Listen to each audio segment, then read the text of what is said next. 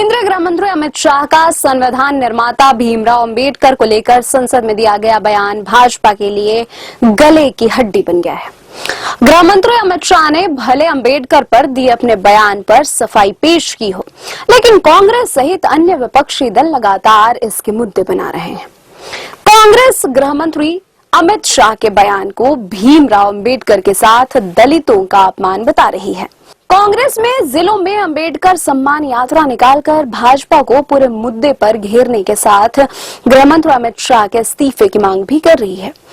गृह मंत्री अमित शाह के संसद में अंबेडकर को लेकर दिए गए बयान पर सियासी बवाल मचने के बाद खुद प्रधानमंत्री अब डैमेज कंट्रोल में जुटे हुए हैं। प्रधानमंत्री अपने सार्वजनिक कार्यक्रमों में कांग्रेस पर अंबेडकर का अपमान करने का आरोप लगा रहे हैं। पिछले दिनों मध्य प्रदेश के खजुराहो में केन-बेतवा लिंक परियोजना के आधारशिला रखने के कार्यक्रम में पीएम मोदी ने कांग्रेस पर जमकर हमला बोला है।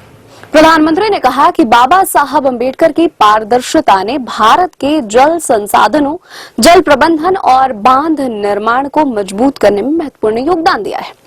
अंबेडकर जी ने भारत में प्रमुख नदी घाटी परियोजनाओं के विकास में महत्वपूर्ण भूमिका निभाई।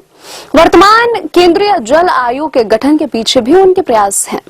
गृह मंत्री अमित शाह के बयान के बाद भाजपा उसके बड़े नेता लगातार खुद को अंबेडकर के करीबी बताते हुए यह मैसेज देने की कोशिश में जुटे हुए हैं कि अंबेडकर का सम्मान भाजपा ही करती है।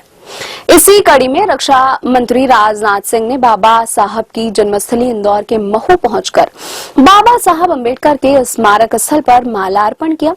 रक्षा मंत्री राजनाथ सिंह ने अंबेडकर को निस्वार्थ सेवा का प्रतीक बताते हुए कहा कि उन्हें अपना जीवन सामाजिक समानता और सशक्तिकरण के लिए समर्पित कर दिया। बाबा साहब भीमराव अंबेडकर पर अमित शाह के बयान के बाद भाजपा को दलित वोट बैंक को छिटकने का डर सता रहा है। 2014 में नरेंद्र मोदी के केंद्र में सत्ता में आने के बाद भाजपा लगातार दलित वोट बैंक को अपने साथ जोड़ने की कोशिश करती आई है, लेकिन इस साल हुए लोकसभा चुनाव में जब राहुल गांधी ने चुनाव में अंबेडकर के नाम लेकर संविधान बदलने का मुद्दा उठाया तो भाजपा को इसका नुकसान उठाना पड़ा और कांग्रेस की अगुवाई वाले इंडिया गठबंधन को इसका फायदा हुआ। लोकसभा की 543 सीटों में से 84 सीटें दलितों के लिए आरक्षित हैं। वहीं लोकसभा की 156 सीटें ऐसी हैं जहां दलित वोट काफी संख्या में है। इन 156 सीटों में से इस साल हुए लोकसभा चुनाव में विपक्षी गठबंधन इंडिया ब्लॉक को 93 और भाजपा के नेतृत्व वाले एनडीए को 57 सीटें मिली। अगर चुनावी आंकड़ों को देखा जाए तो दलित वोट बैंक की बाहुल्यता वाली 156 लोकसभा सीटों में लोकसभा चुनाव में विपक्षी गठबंधन को 53 सीटों का फायदा हुआ और भाजपा के नेतृत्व वाले एनडीए को 34 सीट का नुकसान हुआ। वहीं देश के बड़े राज्यों जैसे उत्तर प्रदेश, मध्य प्रदेश, राजस्थान, पंजाब में दलित वोटर्स की संख्या 20% से अधिक है।